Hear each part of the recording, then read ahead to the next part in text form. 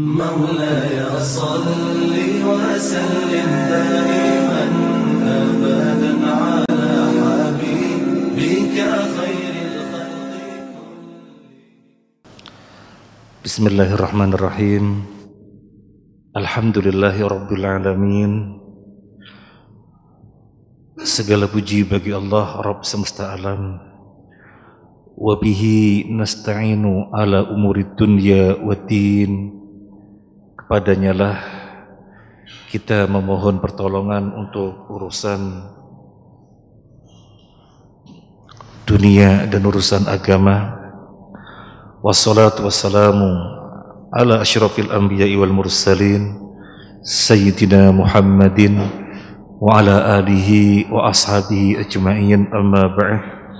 Para jamaah rahiman wa rahimakumullah, kajian kita Kitab Al-Wajiz fi Fiqh Sunnah wal Kitabil Aziz, kitab yang berisikan hadis-hadis dan nas-nas dari Al-Quran serta athar para sahabat tabi'in, para as-salafus soleh berkaitan dengan fikih. Ditulis oleh Syekh Dr. Abdul Azim Badawi hafizahullah wa ghafara lahu wa lana wa liwalidina wa li asatidina wa li masyayikhina wa li jamil muslimin wal muslimat, amin ya rabbal alamin.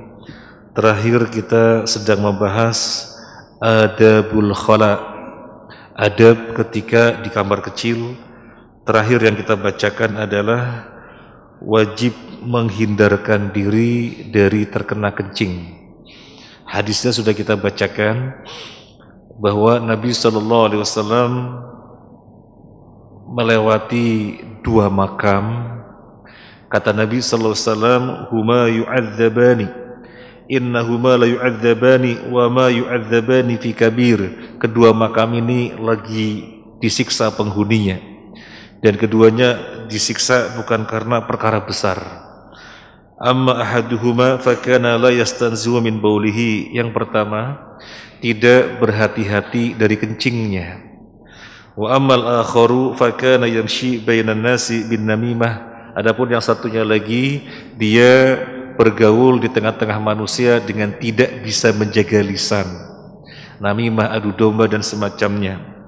Kenapa Nabi mengatakan keduanya tidak disiksa karena perkara berat? Keduanya tidak disiksa dengan perkara berat, iya.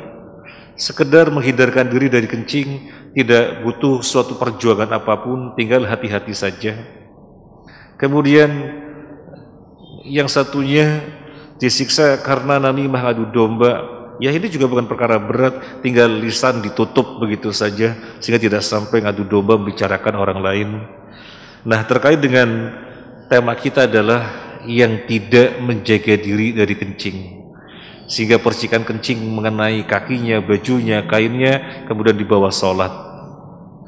Maka ini adab di dalam kamar kecil harus berhati-hati. Dan pada pertemuan yang lalu sudah kita sampaikan, adalah baik sekali kalau kamar mandi lelaki dan kamar mandi perempuan tidak dibedakan. Kita kaum laki-laki suka-suka ngiri kepada kamar kecilnya kaum wanita, rapat tertutup sehingga leluasa di dalamnya, sehingga termasuk pula lebih aman untuk mengantisipasi dari percikan kencing. Mohon maaf, kain bisa dibuka dengan leluasa, bisa jongkok dan seterusnya sehingga aman dari percikan kencing. Tapi kalau kemudian sekat-sekat berdiri, ya harus lebih hati-hati untuk tidak terkena percikan kencing. Kita lanjutkan. Wala yumsiku dzakarahu biyaminihi wa huwa yabul wala yastanji biha. Tidak memegang kemaluannya dengan tangan kanannya ketika kencing. Mohon maaf, suka-suka kaum lelaki ketika kencing kan dibantu dengan dipegangin. Nah, ketika megangin jangan dengan tangan kanan. Juga tidak cebok dengan tangan kanan. Karena tangan kanan untuk yang baik-baik, Karena tangan kanan digunakan untuk perkara-perkara yang sifatnya kemuliaan, mengambil, memberi, dan yang lainnya, membagi. Untuk yang kiri, yang sebaliknya, buang sampah, membersihkan kotoran. Maka nggak boleh istinja, mohon maaf, cebok dengan tangan kanan, tidak boleh. Nah, dalilnya hadis Abu Qatadah radhiyallahu an, dia mengatakan qala Rasulullah sallallahu alaihi wasallam, Rasulullah sallallahu alaihi wasallam bersabda, idza bal ahadukum fala yamassa dzakaru bi yaminihi wa la yastanji bi yaminihi. Kalau seseorang di antara kalian buang hajat, maka jangan memegangin zakarnya dengan tangan kanannya, jangan menyentuh dengan tangan kanannya. Demikian juga ketika cebok, jangan dengan tangan kanannya. Apakah tidak boleh memegang zakar kemaluan dengan tangan kanan? Jawabannya boleh. Tidak diperbolehkannya adalah ketika buang hajat. Tidak diperbolehkannya adalah ketika buang hajat. Adapun di luar buang hajat, maka tidak mengapa. Jadi tidak memegang, menyentuh dengan tangan kanan terkait ketika buang hajat.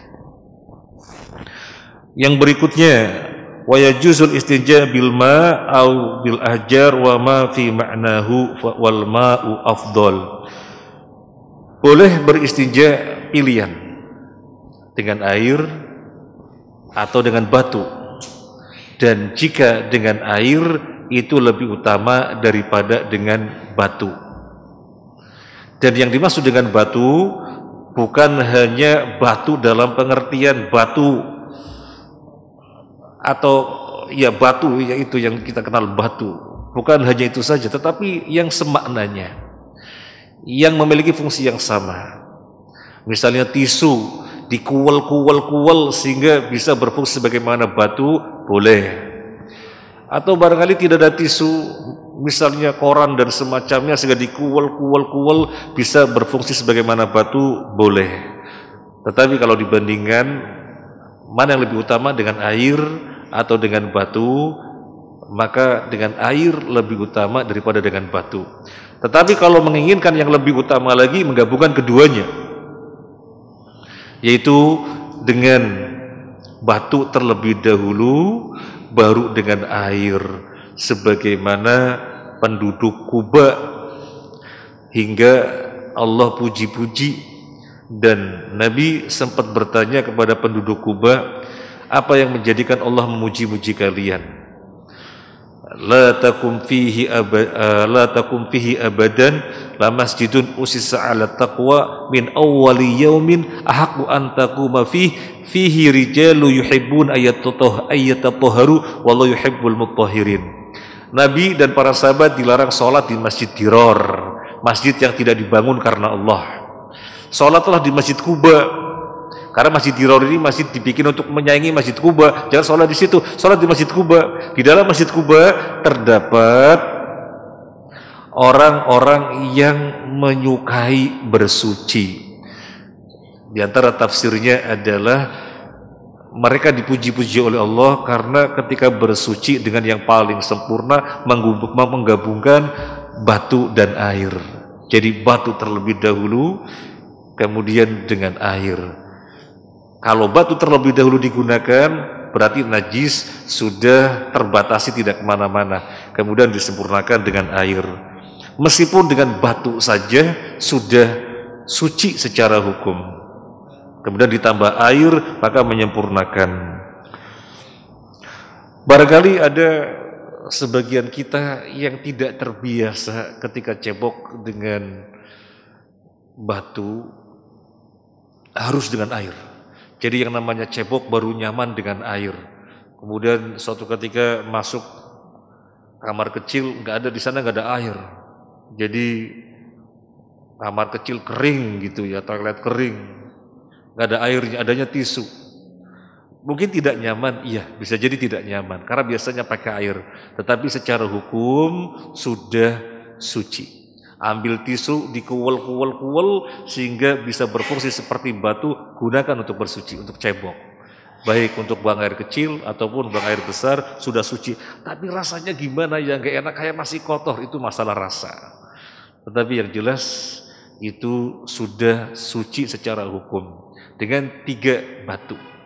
Bukan dengan satu saja, dengan 3 batu. Jadi tisu dikual-kual menjadi 3 kepalan. 3 kepalannya seperti 3 batu. Wa an Aisyah radhiyallahu anha anna Rasulullah sallallahu alaihi wasallam qala idza dhahaba ahadukum ila al-gha'id falyadhhab ma'u bi 3 ahjar falyastatib biha fa innaha tujzi anhu. Dari Aisyah radhiyallahu anha bahwasanya Rasulullah sallallahu alaihi wasallam bersabda, kalau seseorang di antara kalian pergi untuk buang hajat, maka hendaknya sudah membawa 3 batu. Kemudian gunakanlah 3 batu itu dengan baik.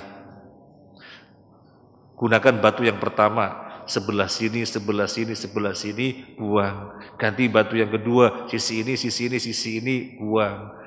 Ganti batu yang ketiga, sisi ini, sisi ini, sini, buang. Sudah suci? Sudah suci. Tapi rasanya kok kayak nggak enak. Iya, karena terbiasa pakai air. Tetapi secara hukum sudah suci. Kemudian wala yajuzu al-iktisar al-aqal min 3 ahjar. Tidak boleh kalau dengan batu tapi kurang dari 3. Kenapa enggak boleh? Karena belum bisa mensucikan. Harus dengan 3 batu. An Salman al-Farisi radhiyallahu anhu qila lahu qad 'allamakum nabiyyukum kulla syai hatta al-khara'ah faqala ajal. Laqad nahana an nastaqbilal qiblah li gha'itin aw baulin aw an nastanjiya bil yamin aw an nastanjiya bi aqal min 3 ahjar aw an nastanjiya bi raji'in aw bi 'azmin. Salman Al-Farisi radhiyallahu an, ada seseorang yang mengatakan kepada dia. Siapa yang mengatakan kepada dia? Orang non-muslim. Yang saya ingat adalah orang Yahudi. Dia mengatakan kepada Salman Al-Farisi, nabimu itu loh mengajarkan segalanya, tidak ada apapun kecuali diajarkan. Salman mengatakan, iya, Nabi kami telah melarang kami untuk menghadap kiblat ketika buang air besar atau buang air kecil. Nabi kami melarang kami untuk cebok dengan tangan kanan. Nabi kami melarang kami untuk cebok kalau dengan batu, batunya kurang dari 3. Dan Nabi kami melarang kami untuk cebok dengan tulang, juga dengan kotoran kering. Ada kotoran binatang yang kalau kering seperti batu, nah itu tidak boleh. Itu tidak boleh. Nah, yang terkait dengan tema kita adalah batunya nggak boleh kurang dari 3. Batunya tidak kurang dari 3. Kemudian ada faedah lain yang bisa kita ambil dari hadis ini di luar tema adalah orang kafir kagum kepada Nabi Sallallahu Alaihi Wasallam. Tidak ada aspek kehidupan apapun kecuali dijelaskan sampai sekedar masalah di kamar kecil.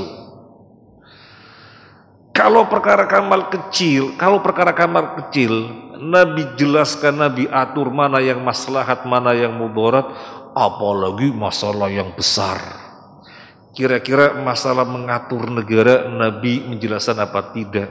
Sudah jelas jawabannya. Perkara kecil saja dibahas, apalagi perkara besar.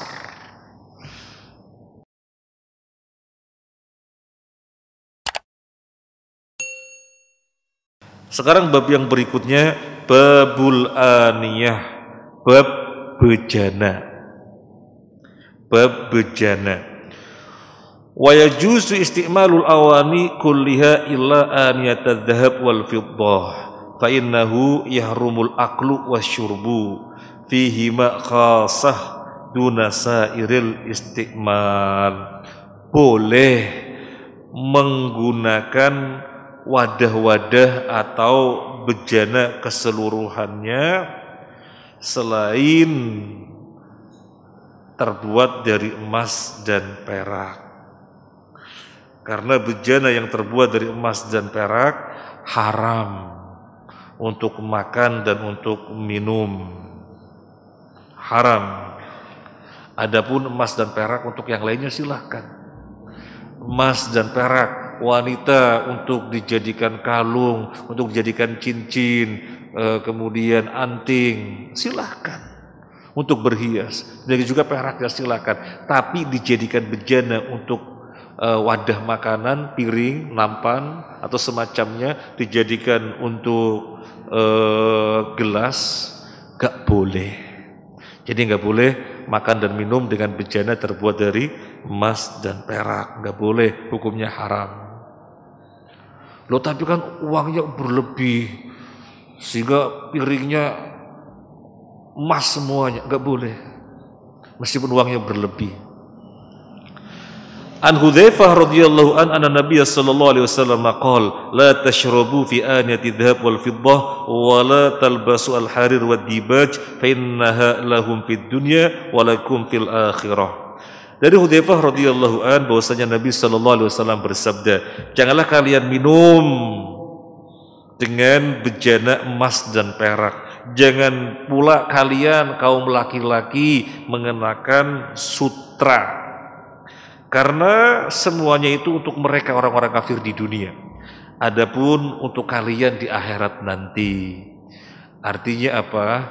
Apakah berarti untuk orang kafir boleh, sehingga untuk kaum muslimin tidak boleh? Maksudnya bukan begitu.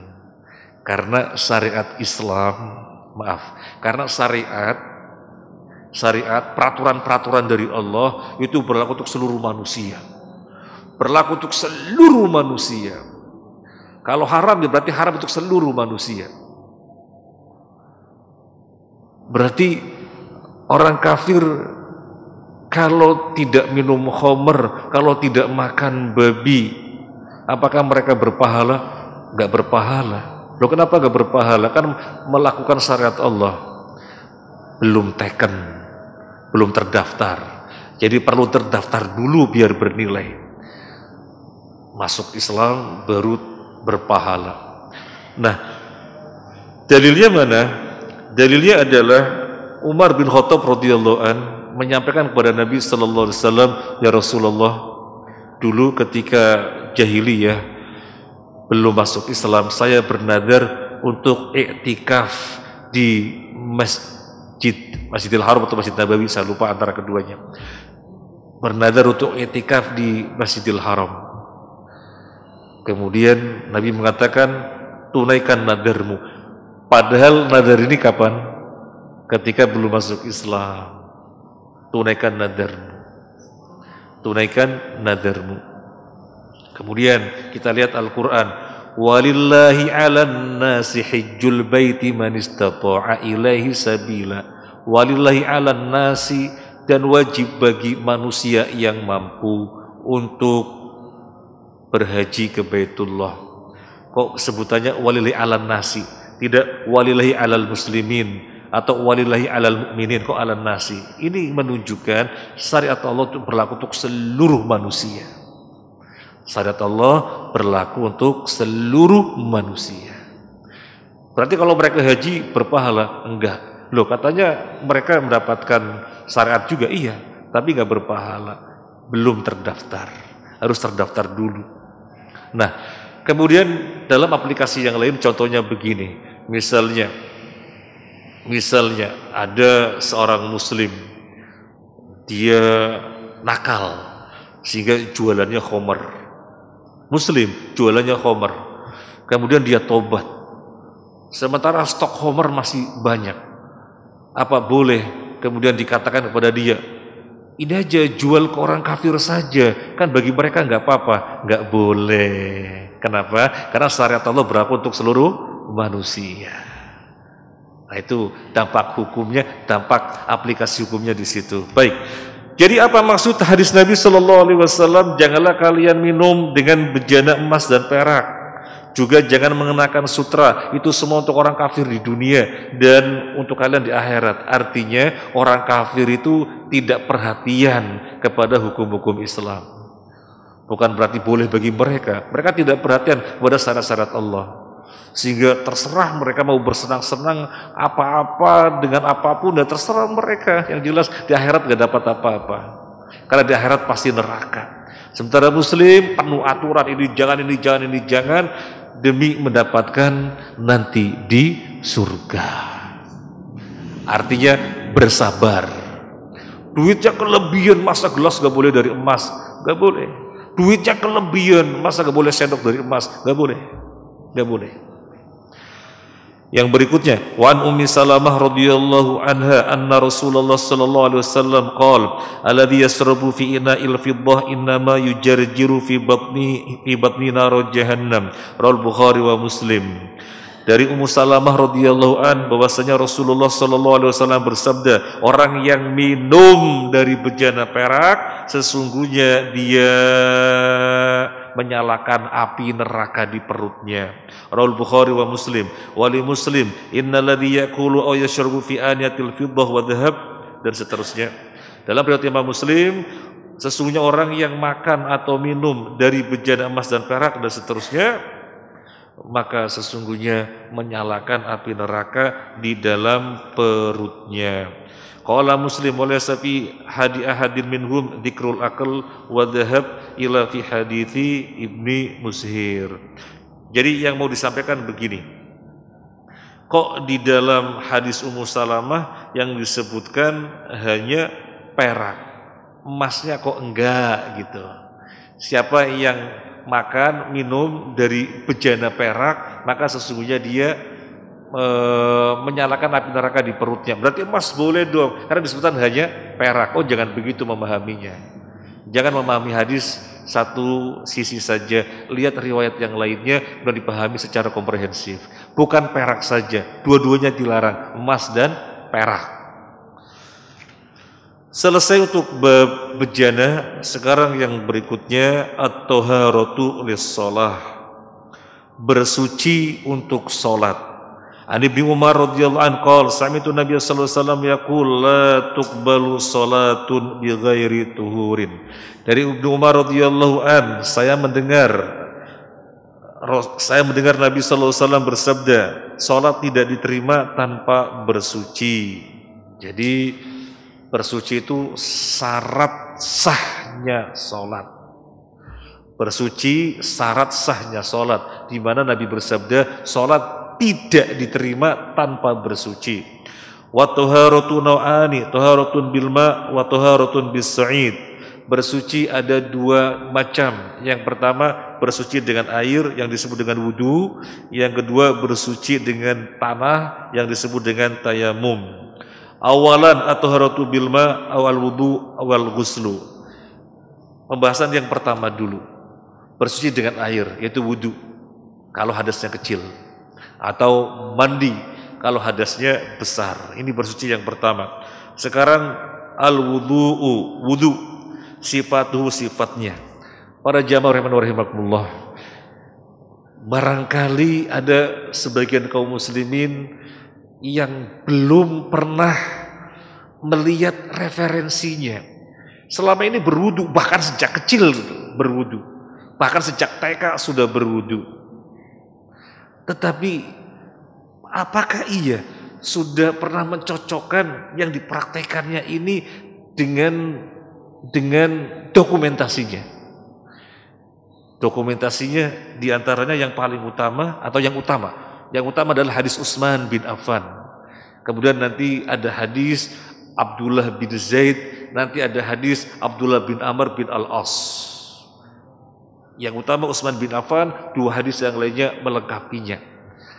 Nah, kitab ini dari awal kita katakan luar biasa, karena tidaklah suatu bentuk amaliyah melainkan disertai ini dalilnya. Tadi dari awal sampai sekarang ini kita baca, mana poin yang tidak disertakan dalil? Semua disertakan dalil. Nah, sekarang sifat wudu. Ini saya bacakan matan hadisnya, agak lama bersabar nggih. An Humran maula Utsman anna Utsman bin Affan radhiyallahu an da'a biwudu'in fatawadda'a. Utsman meminta didatangkan air wudu. Beliau pun berwudu. Faghasala kaffaihi 3 marrat. Dia membasuh telapak tangannya 3 kali. Tsumma madmadha wastanthara. Kemudian berkumur-kumur dan memasukkan air ke hidung. Tsumma ghassala wajhahu 3 marrat, dan membasuh wajahnya 3 kali. Tsumma ghassala yadahul yumna ilal mirfaqi 3 marrat, kemudian membasuh tangannya sampai siku 3 kali. Tsumma ghassala yadul yusra mithla dzalik, kemudian membasuh tangan kirinya 3 kali seperti yang pertama. Nah, sebelum kita lanjut, kanan 3 kali dulu, baru kiri 3 kali. Jadi jangan kanan kiri kanan kiri kanan kiri. Kanan 3 kali dulu, kemudian kiri 3 kali. Tsumma masara'sahu tsumma ghassala rijlahul yumna ilal ka'baini 3 marrat. Kemudian mengusap kepalanya. Tidak disebut berapa kali, tapi nanti akan jelas pada hadis yang berikutnya. Untuk kepala tidak disebut berapa kali, yang lainnya disebut. Untuk kepala tidak disebut, karena mengusap itu sekali, mengusap kepala sekali. Nanti kita akan melihat di dalam hadis Abdullah bin Zaid, min muqaddamir ra'si, dari bagian depan dijalankan ke belakang, kembalikan lagi ke depan, kemudian 1 paket dengan telinga. Syababah, kata Nabi SAW, syababah dimasukkan dalam telinga, ibham di luarnya. Nah, tapi di dalam hadis yang berikutnya Abdullah bin Zaid dan Abdullah bin Amr bin Al-As. Kita lanjut hadis Utsman bin Affan dulu. Jadi untuk kepala di sini tidak disebutkan berapa kali.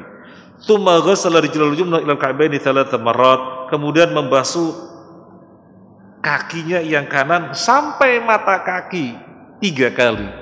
Jadi selama ini kita membasuh kaki sampai mata kaki. Dari mana taunya? Sejak kecil begitu. Bukan begitu cara jawabnya. Nabi mengajari sampai mata kaki, ini dalilnya. Jadi mata kaki harus terbasuh.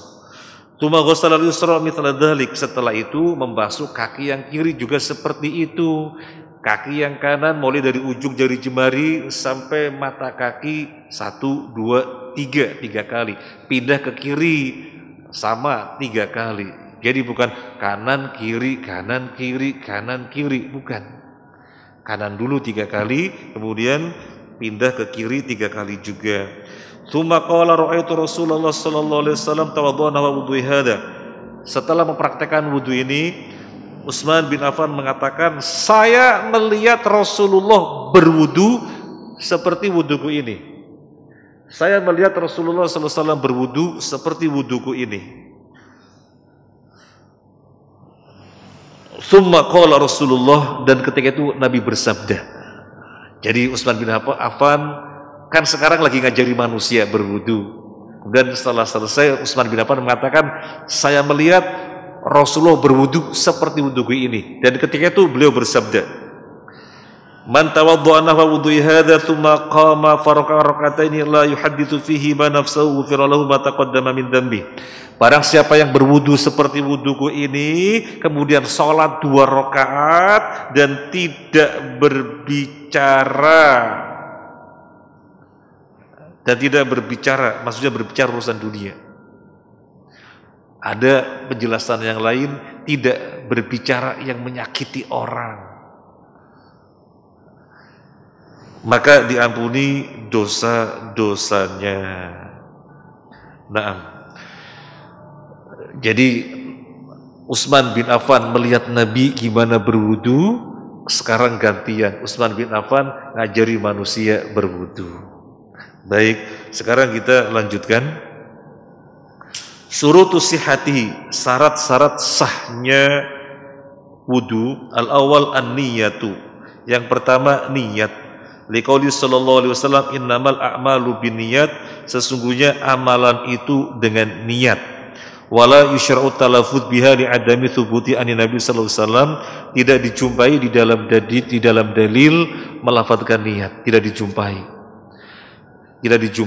Dijumpai melafadzkan niat itu dalam haji dan umrah. Labbaik Allahumma hajjan, labbaik Allahumma umratan.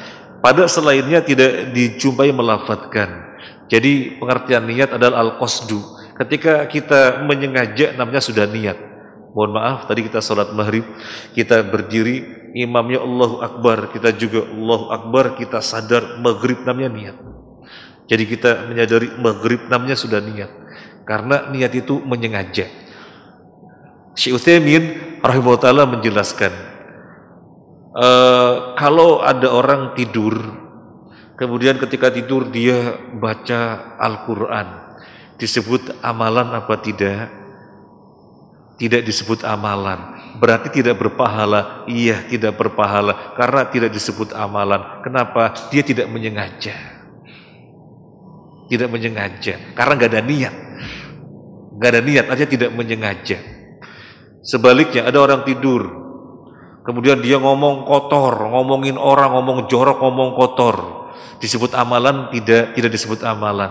Disebut amalan buruk apa tidak? Tidak. Berarti tidak berdosa dong, tidak berdosa. Kenapa?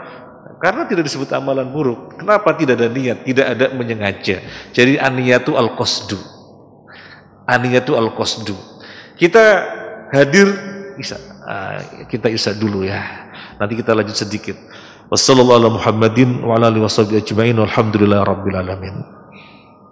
مولاي صل وسلم دائما